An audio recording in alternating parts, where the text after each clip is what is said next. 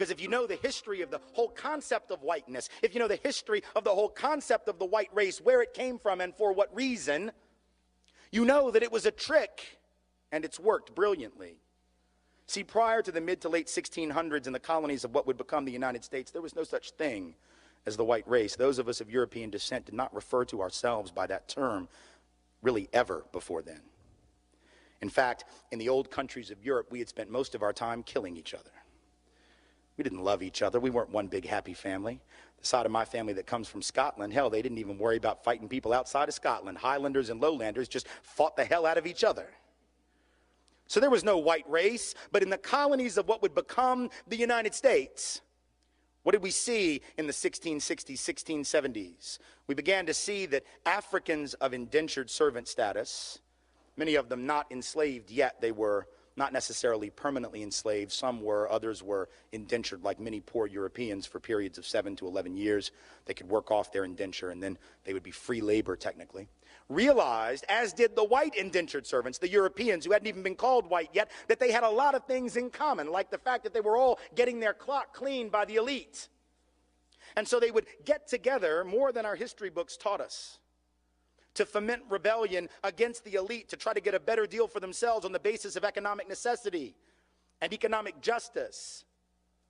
And what did the elite do? When you see that you're outnumbered by black and white folks who are penniless, landless, peasants, you have to do one of two things. You either have to kill them all, but you can't do that because who's going to work? Rich folks weren't going to. They had to get poor people to work.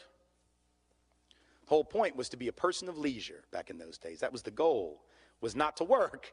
So you couldn't kill them all. You didn't want to kill them all. You had to do the work yourself. You had to build your own levee, build your own house. No. If you don't know who Tim Wise is, you're wasting your life. Wow. It's a real situation. He gives me hope for white folk. Because if there's a white man that's strong enough to stand up for what's right and really lay some science down to educate not just white folk, but all folk, you know, we got to listen to that white dude, okay? That white dude just broke the science smooth down. Look him up. And for all of the followers, for all of the black followers of Bobby Jindal, I'm speaking to the black bourgeoisie. That brother said, racism still exists because black folk won't act white. What he basically did was called on Dr. Samuel Cartwright.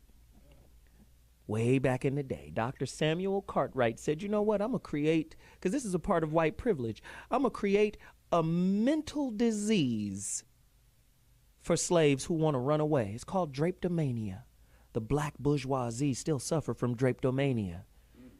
It's seen as a disease for those who want to run away. Whenever a slave ran away, he said he suffers from drapetomania. Because why would he want to run away from his master? That is the natural order of things. When I hear Bill Cosby, Al Sharpton, all these black dudes talking about our so-called black leadership saying, go get an education. Not if it's a European education, a westernized education that is bereft of who you are, the knowledge of who you are, that just says integrate into a system that has all types of ceilings and limitations for you, right? Look at what we celebrate. We got 3,700 award shows, right? Oh, man, he made it in film. Oh, man, they broke barriers in interracial relationships on television. We be praising dumb shit because we all suffer from drapetomania. White privilege will never be fixed as long as we suffer from that illness. You understand? If the NAACP is honoring Donald Sterling for giving them money, right? This is the classist side of black folk. They still call themselves colored, for Christ's sake. Right? We still in alignment with the societal norms that tear us down. As long as we look to it, like my man Jackie Robinson, Joe Louis. See, that's the type of nigga they want in American culture.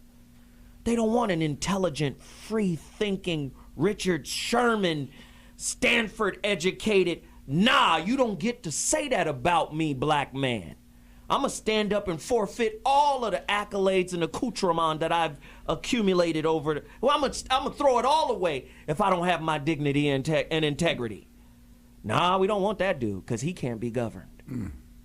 White privilege is meaningless as long as drapetomania is still in place. Most of our niggas is afraid to run away. As long as we're afraid to run away, it don't matter if white privilege exists or not. That's to let me sleep in the house. So what? And that's my final thought.